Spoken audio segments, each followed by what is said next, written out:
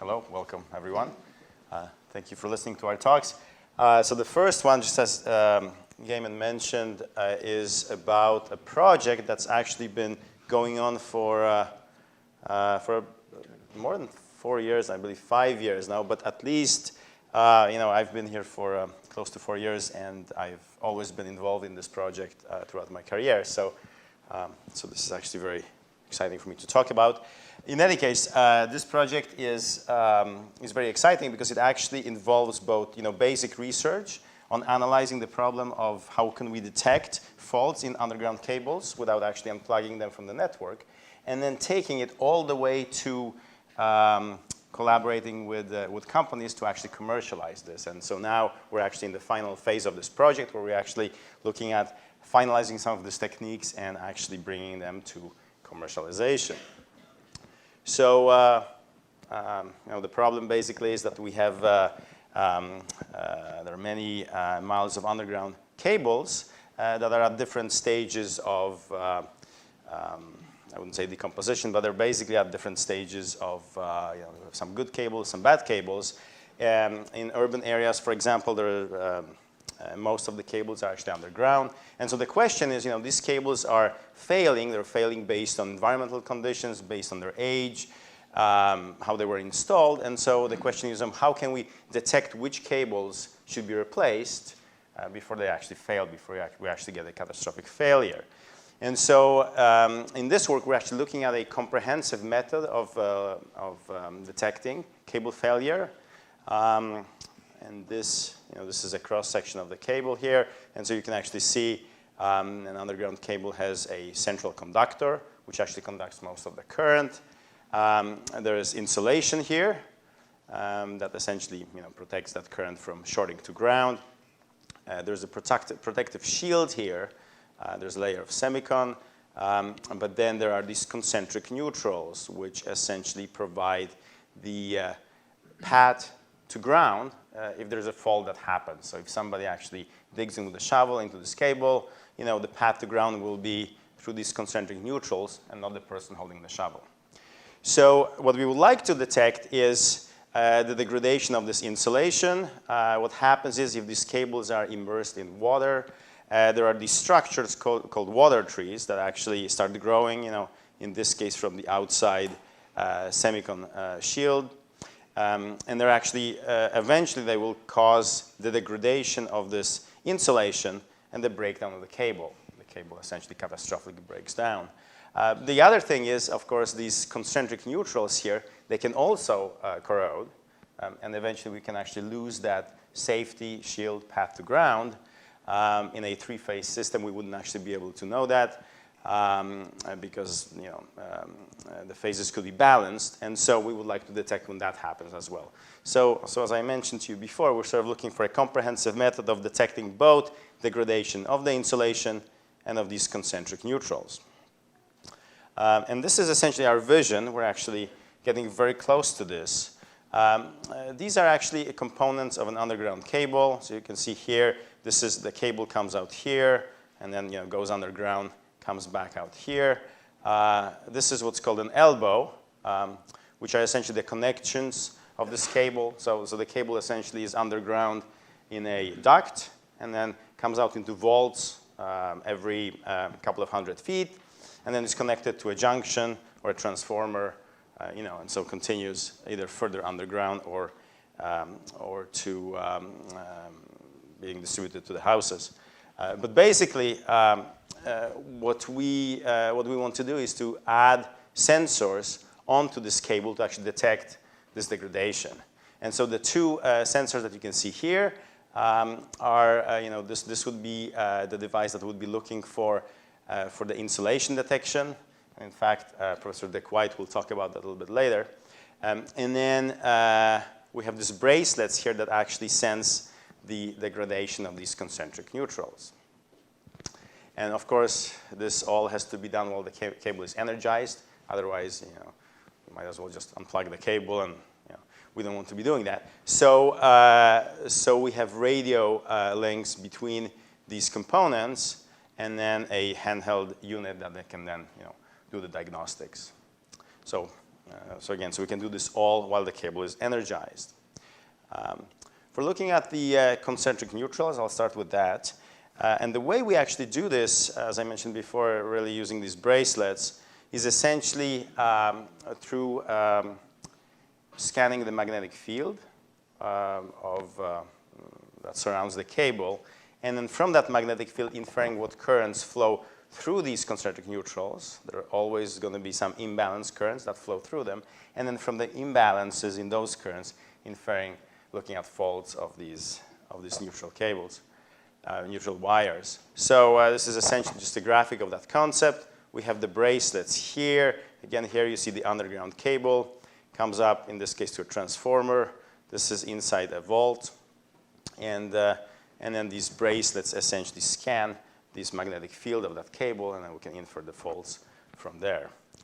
The sensors we're actually using are based on the giant magnetic resistive effect, where basically the resistance of the components within these sensors, these are microfabricated sensors, changes based on the field.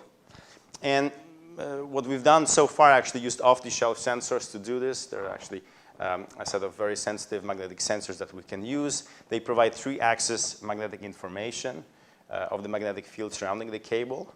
And so what we can do is we can take a sensor like this, which is very small, and then scan around the cable and essentially get the information of, what is the field, and from there figure out the health of these concentric neutrals. One challenge that we have is, of course, this all has to be done while the cable is in service. And so there is some limited ability for the operator, or the person actually is going to be doing the testing, to interact with the cable. In fact, the way this has to be done is through something called a hot stick, where we have this long stick, and then a lineman essentially comes in and, holding gloves and can install this piece of equipment. And so what we've been working on are these fixtures.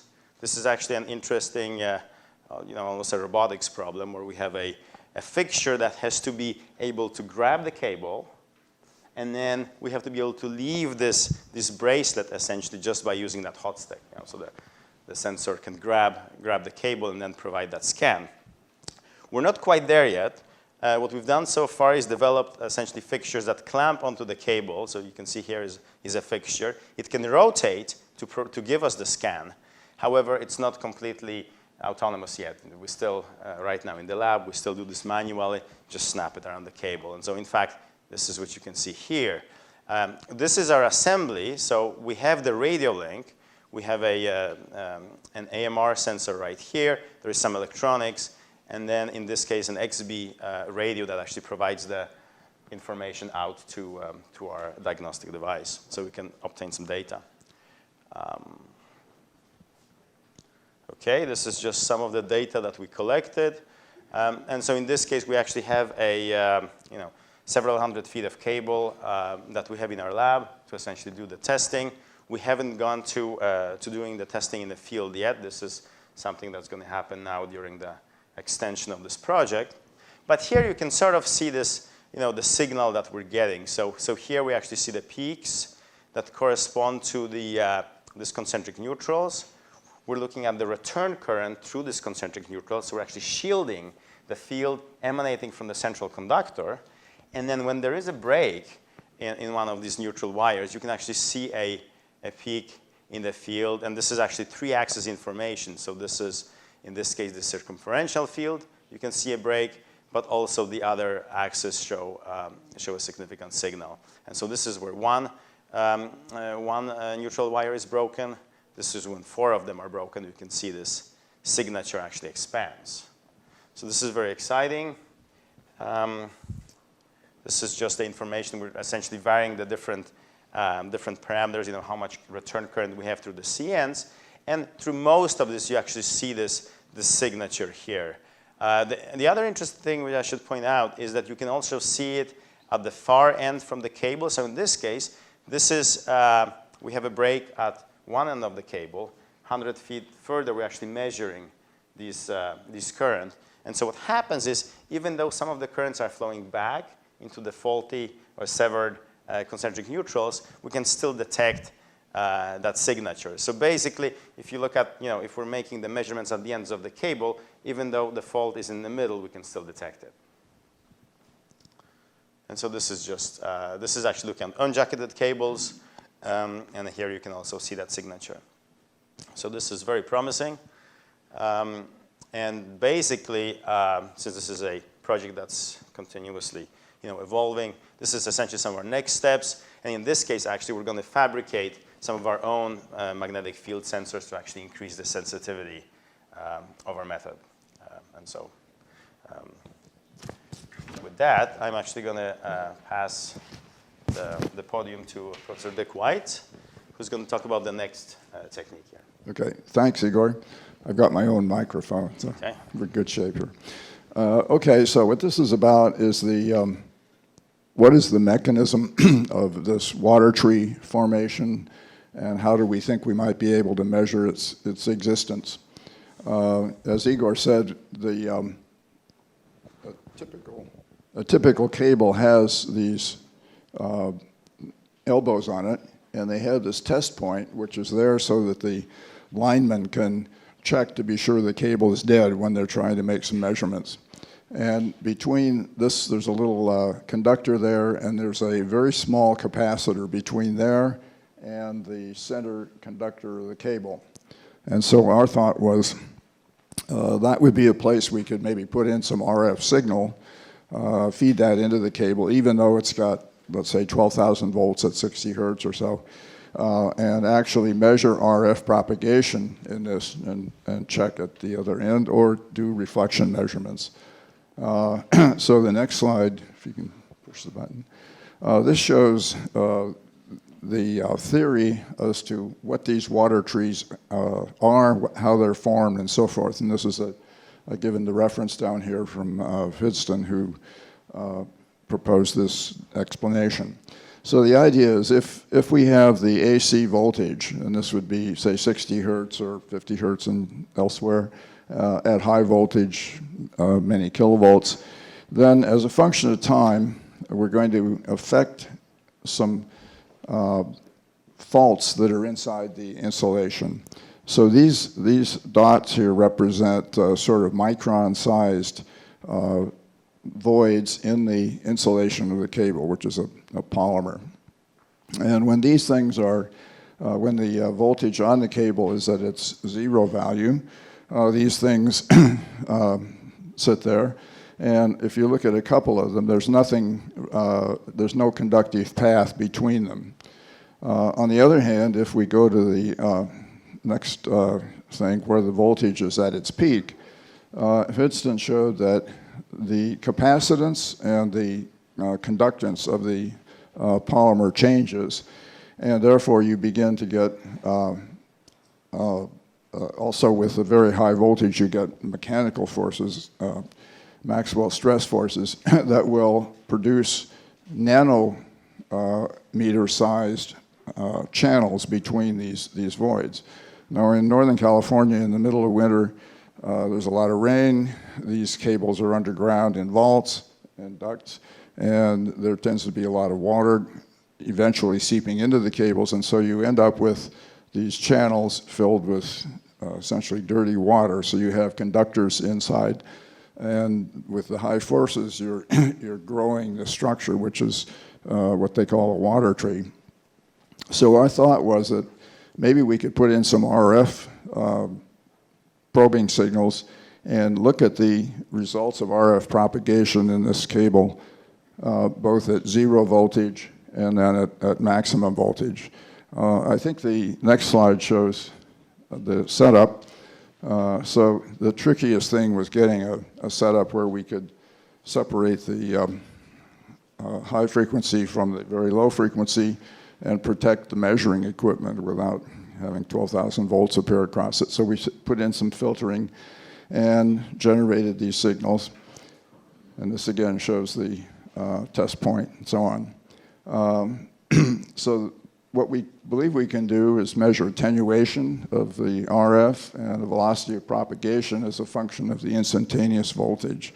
And so in order to get a cable that had faults in it. We've had trouble doing that. It turns out that when the power companies find a bad cable in their measurements with the cables turned off, they just pull out that hunk of cable and throw it away. And it may have faults in it, but we never get our hands on it, so we haven't been able to measure on cables that we were absolutely sure had these water trees in them. So we did a process of trying to grow our own water trees in a short length of cable. We weren't sure whether we had actually grown them or not, but we did test them, as shown, I think, on the next slide. And what we hoped to see was, and this was actually a standing wave in that cable, and we are varying the AC voltage through its cycle. We hope to see some distortion showing a change in velocity, a change in attenuation. We don't see much effect here, and but on the other hand, we're not sure we had water trees there. So one of the things we're doing, I guess we can go to the next slide. The next steps, one of the steps is to try to really get some cables that have known water trees in them, and then do these tests on cables where we apply a voltage and look for these distortions in the RF signals. And as Igor said, this next 2 years of the project is to aim at commercialization and tech transfer. So I think that's the end. And so if you have any questions, we'd be happy to try to answer them. Okay. Thank you, Dick and Igor. So before they move on to the next presentation, we can take a few questions if there are any. We have two. Okay. I just had a quick question. How did you determine that water trees were the most common form or the most important form of degradation to focus on in your work? Well, I think that the power companies, for example, have found cables that have failed. And these things, they fail rather dramatically. There's a huge arc. There's a lot of power delivered in a nanosecond. The covers on the vaults fly out of the ground and so forth. And the cables have holes in them and are destroyed. And when the power companies have examined these by doing essentially a dyeing, using a blue dye, they can ultimately see these structures. I think Igor's first slide showed that tree-like structure.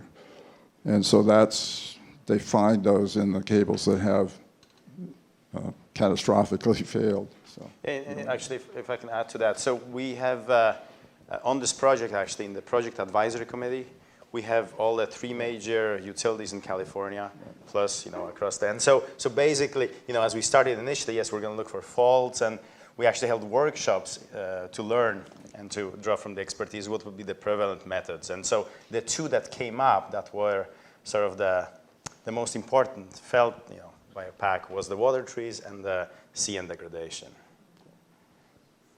Yeah, my question is on the sensor location. Do you need a sensor on both ends of the cable, or can you go with just one?